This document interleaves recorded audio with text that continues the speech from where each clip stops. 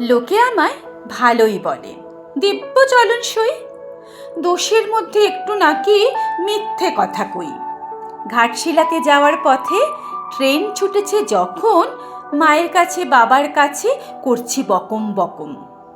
হঠাৎ দেখি মাঠের মধ্যে চলন্ত সব গাছে এক এক রকম ভঙ্গি ফোটে, এক এক রকম নাচে। ওমা দেখো, নৃত্যনাট্য! যেই বলেছি আমি, মা বকে দেয়, বড্ড তোমার বেড়েছে ফাজলামো। চিড়িয়াখানার নাম জানো তো?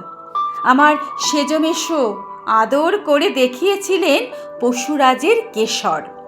কদিন পরে চুন খসানো দেওয়াল জুড়ে এ কি ঠিক অবিকল সেই রকমই মূর্তি যেন দেখি।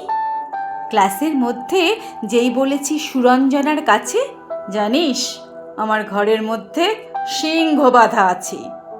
শুনতে পেয়ে দিদিমণি অমনি বলেন, শোনো, এসব কথা আবার যেন না শুনি কক্ষনো। বলি না তাই, সেসব কথা সামলে থাকি খুব, কিন্তু সেদিন হয়েছে কি এমনি বেয়াকুব। আকাশ পাড়ে আবারও চোখ গিয়েছে আটকে।